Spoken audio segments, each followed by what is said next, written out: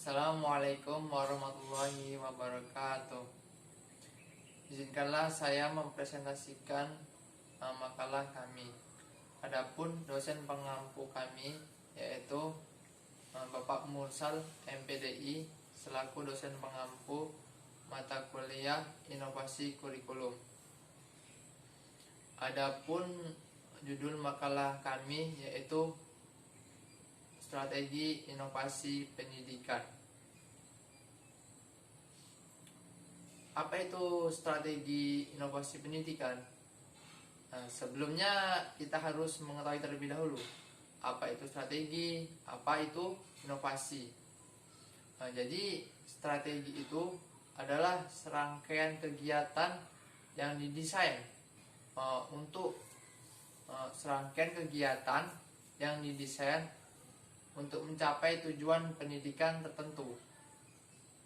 Sedangkan inovasi itu adalah suatu pembaharuan ide, gagasan agar kehidupan manusia itu menjadi lebih baik. Jadi kesimpulannya, strategi inovasi pendidikan itu adalah rancangan-rancangan perencanaan pembaharuan pendidikan agar tujuan dari pendidikan itu semakin maksimal dan semakin baik. Adapun strategi inovasi pendidikan ini memiliki berbagai macam strategi. Kami akan menjelaskan 4 macam strategi. Yang pertama yaitu strategi fasilitatif. Yang pertama strategi fasilitatif. Yang kedua yaitu strategi pembelajaran.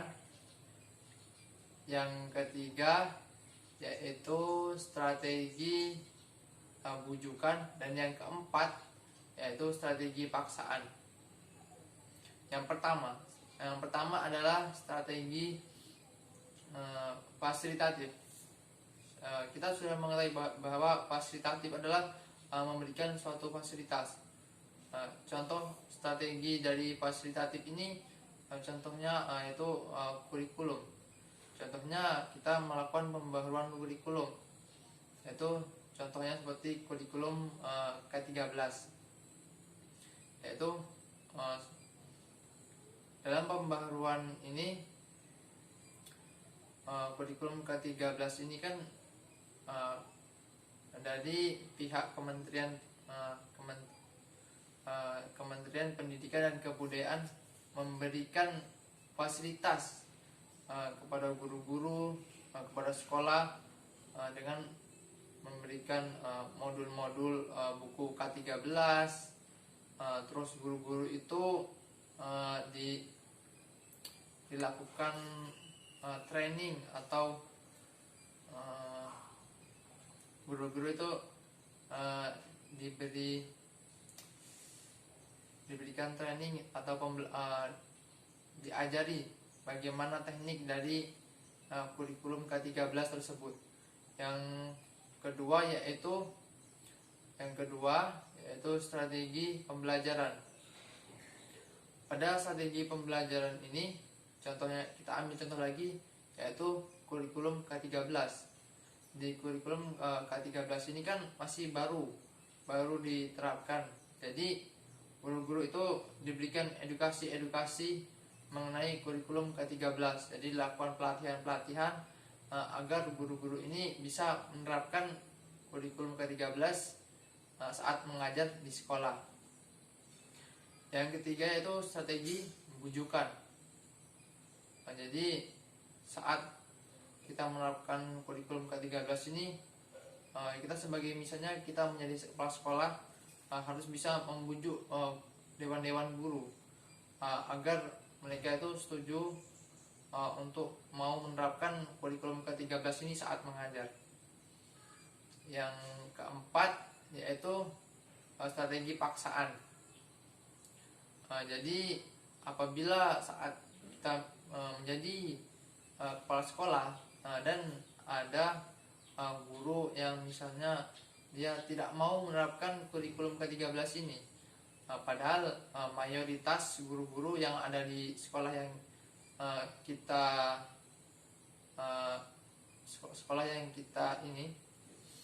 kita pimpin sudah menyetujui untuk menerapkan kurikulum ke-13, maka kita melakukan langkah paksaan kepada guru tersebut.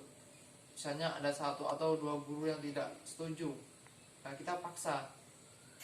Intinya ya guru tersebut harus mengikut kepada yang mayoritas. Mereka harus bisa menerapkan juga kurikulum ke-13. Jika mereka enggan untuk melakukannya, maka kita lakukan tindakan tegas, misalnya diberikan surat peringatan dan sebagainya. Itu saja yang dapat saya sampaikan. Apabila ada kata-kata yang kurang berkenan, saya mohon maaf. Akhir kalam, wassalamualaikum warahmatullahi wabarakatuh.